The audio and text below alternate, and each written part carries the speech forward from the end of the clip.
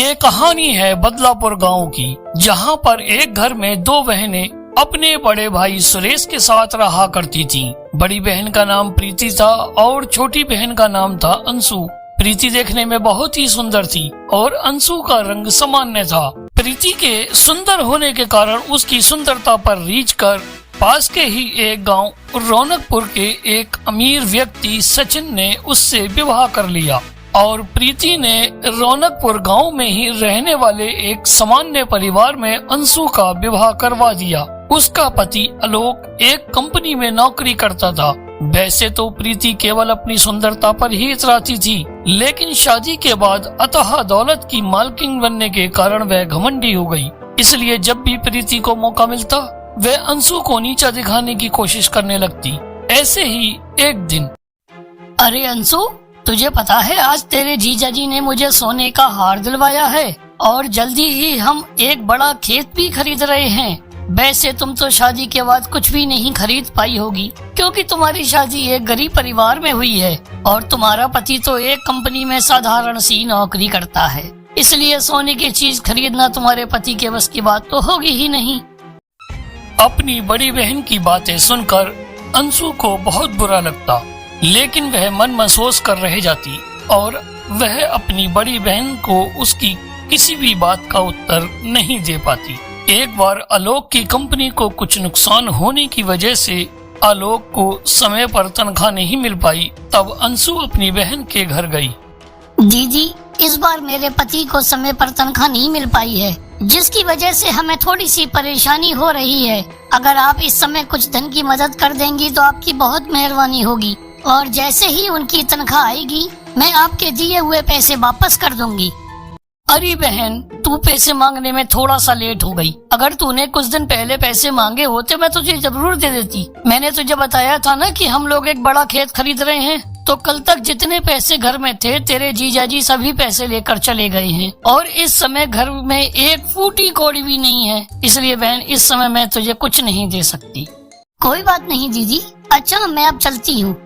प्रीति के मदद करने से इनकार होने पर अंशु ने सोचा, क्यों न मैं अपने भाई के घर जाकर उनसे मदद ले लेती हूँ, वह मुझे मना नहीं करेंगे। ये सोचकर वह अपने भाई के घर की तरफ चल देती है। अभी वह आधा रास्ता ही पार कर पाई थी कि रास्ते में उसे एक साधु महाराज एक घड़े को लेकर जाते हुए दिखाई दिए। राम राम बाबा। राम राम बेटी। महाराज, आप इतनी गर्मी में इतना भारी मटका लेकर कहाँ जा रहे हैं? बेटी, मैं यहीं पास बदलापुर गांव में रहता हूँ और कुएं से पानी भरकर अपने घर की ओर ले जा रहा हूँ। बाबा, क्या आप भी बदलापुर गांव में रहते हैं? लाइए बाबा, मैं आपका ये मटका आपके घर तक पहुँचा देती। अरे बेटी, तू परेशान मत हो, ये तो मेरा रोज का काम है। और क्या तू भी बदलापुर गांव में रहती है? लेकिन मैंने तो तुझे वहाँ कभी देखा नहीं। बाबा, गांव में छोटू हलवाई के पास जो पीले रंग का मकान है ना, वह मेरा मायका है। मेरे माँ बाबूजी तो रहे नहीं। अब वहाँ पर मेरे सुरेश भैया अपनी पत्नी के साथ रहते हैं। मैं उन्हीं से मिलने जा रही हूँ। अच्छा, तू गंगाराम की बेटी है? हाँ बाबा, और अब तो आप मुझे ये मटका दे सकते हैं, क्योंकि अब तो मैं आपकी बेटी जैसी हुई। क्या मैं अपने बाबा की इतनी मदद नहीं कर सकती? अंशु के बार बार जिद करने के कारण साधु महाराज ने मटका अंशु को दे दिया और अंशु ने वह मटका उस बूढ़े बाबा के घर पर छोड़ दिया। ठीक है बाबा, अब मुझे आज्ञा दीजिए। बेटी, लेकिन वापस अपने घर जाते समय मुझसे मिलते हुए जरूर जाना। जब अंशु अपने भाई के घर पहुंची, भाभी, क्या भैया घर पर नहीं है? हाँ, वह अभी काम से बाहर गए हुए हैं। वैसे तुम बताओ, तुम्हारा यहाँ आना कैसे हुआ? अरे भाभी, मैं क्या बताऊँ, पिछले 2 माह से इनको तनख्वाह नहीं मिली है, जिसकी वजह से इस समय हम बहुत परेशानी में हैं। इसलिए मैं भैया से कुछ मदद के लिए आई थी। लेकिन दीदी, इसमें हम क्या कर सकते हैं? अरे हमारे पास कोई पैसों का पेड़ थोड़ी लगा हुआ है जहाँ से हम पैसे तोड़कर आपको दे दें। अभी हमारे पास पैसे नहीं है। यदि आपको यहाँ पैसों के अलावा किसी और कोई काम हो तो बताओ, वरना यहाँ से आप जाओ।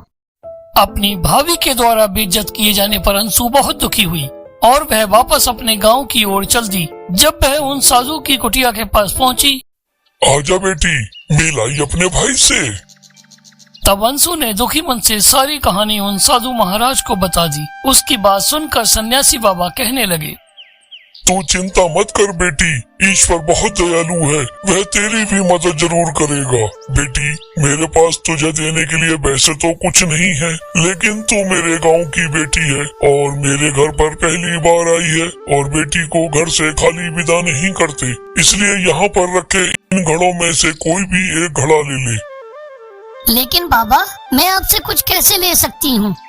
देख बेटी, तूने मुझे अपना बाबा माना है ना, तो तू मेरी बेटी जैसी नहीं हुई, इसलिए मेरे कहने से घड़ों में से एक घड़ा ले ले।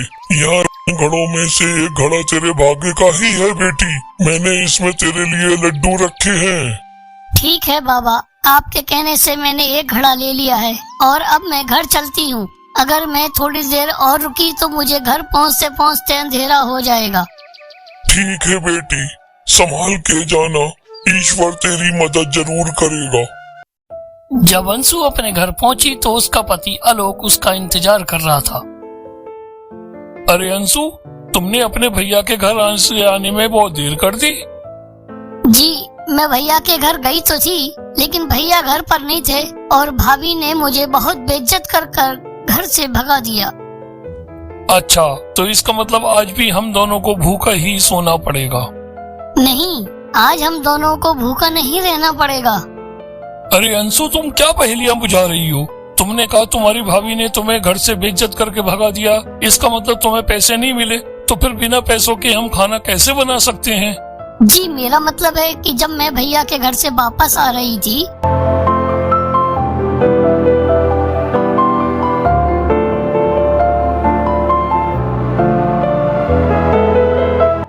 अब आप सारी बात समझ गए ना? हाँ, मैं सब समझ गया। ये तो बहुत अच्छी बात हो गई। लाओ, जल्दी से लड्डू ले आओ, दोनों मिलकर खा लेंगे। मैंने भी आज सुबह से कुछ नहीं खाया है। जी, मैं अभी लेकर आती हूँ। अरे बाप रे बाप, इतने सारे सोने के सिक्के! अरे अंशु, ये तो पूरा घड़ा सोने के सिक्कों से भरा हुआ है, और तुम कह रही थी उन सन्यासी बाबा ने तुम्हें लड्डू का घड़ा दिया है। जी, मैं सच कह रही हूँ। जिस समय घड़ा उन सन्यासी बाबा ने मुझे दिया था तो यही कहा था इसमें लड्डू हैं। लेकिन हाँ, उन्होंने एक बात ये भी कही थी कि यहाँ घड़ों में से एक घड़ा तेरे भाग्य का है। इसका मतलब मुझे लगता है ऊपर वाले ने हमारी विनती सुनी और इसलिए ईश्वर उन सन्यासी बाबा के रूप में हमारी मदद करने के लिए चली आई।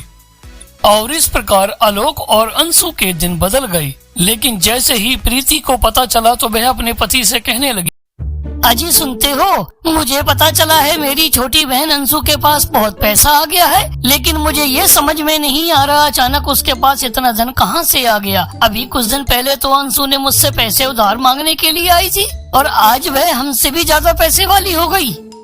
हाँ, मैं भी यही सोच रहा हूँ। अभी तक तो आलोक कंपनी में नौकरी करता था और अब उसने हमसे भी बड़ा खेत ले लिया।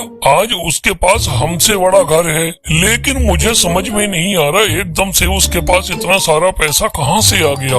अरे हाँ, मुझे याद आया, अभी कुछ दिन पहले मैंने तुम्हारी बहन को तुम्हारे भाई के गाँव की ओर जाते देखा था। मुझे लगता है तुम्हारे भाई ने ही तुम्हारी बहन की मदद की है, लेकिन मुझे समझ में नहीं आ रहा तुम्हारा कैसा भाई है। उसने सारा धन तुम्हारी छोटी बहन को दे दिया और तुम भी तो उसकी बहन हो, और भाई के लिए तो सभी बहनें एक समान होती हैं।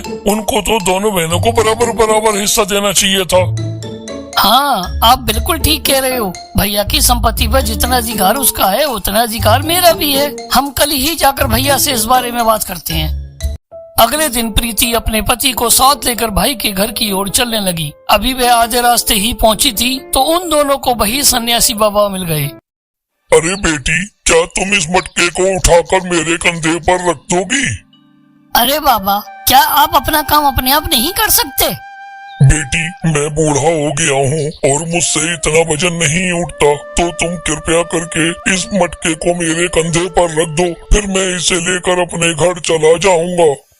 अरे प्रीति, तुम भी कहाँ इस बूढ़े से उलझ रही हो? जल्दी चलो, हमें भैया के घर पहुँचना है। प्रीति और सचिन बिना उन सन्यासी बाबा की मदद करे वहाँ से चले गए। अरे भैया, अभी कुछ दिन पहले अंशु यहाँ पर आई थी क्या? हाँ, आई तो थी, लेकिन मैं उस समय घर पर नहीं था। वह तुम्हारी भाभी से मिलकर चली गई। देखो ना भैया, भाभी की कितनी गलत बात है। उन्होंने अंशु को कितना सारा धन दे दिया और उन्हें हमारी बिल्कुल ही याद नहीं आई। अरे भैया, आप और भाभी के लिए तो हम दोनों एक जैसी हैं। फिर भाभी ने उसे इतना सारा धन दे दिया और मुझे कुछ नहीं। प्रीति, तू ये क्या कह रही है? अरे हमारे पास तो धन ही नहीं है, फिर तुम्हारी भाभी उसे कुछ कैसे दे सकती है? लेकिन भैया, यदि भाभी ने उसे कुछ नहीं दिया तो उसके पास इतना धन कहाँ से आया? खैर कोई बात नहीं, अब हम चलते हैं। बहन, तू इतनी दूर से आई है, कम से कम खाना तो खा कर जा। नहीं भैया, हम खाना फिर कभी खाएंगे, अभी हम थोड़ा जल्दी में हैं। सुनो जी, यदि भैया भाभी ने अंशु को कुछ नहीं दिया तो उसके पास इतना धन कहाँ से आया? हाँ भाग्यवान, मैं भी यही सोच रहा हूँ। ये सब कुछ सोच सोच कर मुझे चक्कर आने लगे हैं और धूप बहुत तेज है, मुझे प्यास भी लग रही है। चलो देखते हैं कहीं पानी मिल जाए तो। थोड़ी दूर चलने पर उन्हें एक झोंपड़ी दिखाई देती है। जब वे झोंपड़ी के पास पहुंचे तो उन्हें वहीं सन्यासी बाबा दिखाई दिए। अरे क्या हुआ बेटी, तुम लोगों का मेरे घर की तरफ कैसे आना हुआ? बाबा, मुझे बहुत तेज प्यास लग रही है। प्यास के कारण मेरा गला सूख रहा है। क्या आप हमें थोड़ा पानी दे सकते हैं? हाँ हाँ, क्यों नहीं, आओ तुम मेरे घर के अंदर आ जाओ। बाबा, मैं अपने किए पर शर्मिंदा हूँ। हम दोनों ने आपकी मदद करने से इनकार कर दिया, तब भी आप हमें पानी दे रहे हैं। कोई बात नहीं बेटी, वह तुम्हारा कर्म था और ये मेरा कर्म है। वैसे आप लोग कहाँ से आ रहे हो? मैंने आप दोनों को पहली बार देखा है। बाबा, इस गांव में मेरे बड़े भैया रहते हैं, उनका नाम सुरेश है। हम उन्हीं से मिलने आए थे। अच्छा, क्या तुम भी गंगाराम की बेटी हो? और तुम्हारी एक बहन और भी है जो थोड़े दिन पहले तुम्हारे भाई से मिलने आई थी। हाँ बाबा, आप सही कह रहे हो, लेकिन ये सब आपको कैसे पता? बेटी, मैं आज की तरह उस दिन भी कुएं से पानी भर कर लेकर आ रहा था। तब जहाँ आज तुम लोग मुझे मिले थे, वह भी मुझे वहीं मिली थी और उस बेचारी ने मेरा इतना भारी मटका उठाकर मेरे घर तक छोड़ा था। बहुत ही नेक बच्ची है वो। बाबा, हम अपने भाई से इसलिए मिलने आए थे क्योंकि जब से वह भाई के घर से गई है उसके पास खूब धन दौलत हो गई है। हम समझ नहीं पा रहे उसके पास इतना धन कहाँ से आ गया। अच्छा, तो तुम दोनों इतनी सी बात के लिए परेशान हो रहे हो? कोई बात नहीं, मैं बताता हूँ। उस बच्ची के पास जितनी भी धन दौलत आई है वह उसके अच्छे कर्म और अच्छी नीयत के कारण से प्राप्त हुई है। लेकिन बाबा, मैं आपकी बात नहीं समझ पाई। मेरी बहन के ऐसे अच्छे क्या कर्म हैं जो उसे इतना धन मिल गया? कोई भी व्यक्ति अच्छे कर्म और अच्छी नीयत होने मात्र से धनवान कैसे हो सकता है? आप ये कैसी बात कर रहे हो? बताता हूँ बेटी, बताता हूँ, सब कुछ बताता हूँ, क्योंकि तुम्हें ऐसे यकीन नहीं आएगा। क्या तुम अपने कर्म और नियत को परखना चाहती हो? ये संभव है बाबा? हाँ हाँ, जरूर। देखो, यहाँ पर जितने भी घड़े रखे हैं, ये कोई साधारण घड़े नहीं है। ये घड़े मनुष्य के कर्म और मनुष्य की नियत के हिसाब से परिणाम देने वाले घड़े हैं। बाबा, आप ये कहना चाहते हो कि ये कर्मों और नियत के घड़े हैं? जिस व्यक्ति का जैसा कर्म होगा उस घड़े में से उसकी कर्मों के हिसाब से फल मिलेगा। तुमने बिल्कुल सही समझा बेटी। बाबा, यदि आपको कोई ऐतराज न हो तो क्या हम भी एक घड़ा ले सकते हैं? क्योंकि हम भी अपने कर्म और नियत को आजमा कर देखना चाहते हैं। क्यों नहीं बेटी, ले लो एक घड़ा, तुम भी ले लो और अपने कर्म और नियत के अनुसार उसका फल पाओ। तब सन्यासी बाबा के हाँ करने पर प्रीति ने वहाँ से एक घड़ा उठा लिया और अब वापस अपने घर आ गई। घर आने पर जैसे ही दोनों ने घड़ा खोला, अरे बाप रे बाप, इस घड़े में से तो कीड़े निकल रहे हैं। इसका मतलब हमारा कर्म और हमारी नियत अच्छी नहीं है। तुम बिल्कुल ठीक कह रही हो प्रीति, हम लोग बहुत लालची हैं। हमारे पास इतना धन होने के बावजूद भी तुम अपनी बेचारी बहन की मजबूरी में उसकी कुछ मदद नहीं कर पाई। इसके अलावा तुमने हमेशा अपनी बहन की गरीबी का मजाक ही उड़ाया। इतने खराब कर्म करने के बाद हम अच्छे फल के परिणाम की अपेक्षा कैसे कर सकते हैं? आप सही कह रहे हैं। मैंने अंशु के साथ हमेशा खराब व्यवहार ही किया क्योंकि मुझे अपनी सुंदरता और पैसों का बहुत घमंड हो गया था। मैंने अपनी बेचारी बहन की मजबूरी नहीं समझी और अपनी अमीरी से हमेशा उसे नीचा दिखाती रही। प्रीति और सचिन अपनी गलती पर पछता रहे थे। वह अब अच्छी तरह से समझ चुके थे। अरे जैसा कर्म करोगे वैसा फल देगा भगवान, क्योंकि यही है गीता का ज्ञान, भगवत गीता का ज्ञान। Hello friends, thanks for watching this video. यदि आपको ये कहानी पसंद आई है तो इस वीडियो को लाइक और शेयर करना ना भूलें। और भी मजेदार कहानियों को देखने के लिए हमारे इस चैनल को सब्सक्राइब कर लें। और हाँ, नीचे दिए गए बेल के आइकॉन को दबाना ना भूलें। देखते रहें, मस्त रहें हिंदी कहानियों का आपका अपना YouTube चैनल हिंदी कहानियाँ अनलॉक।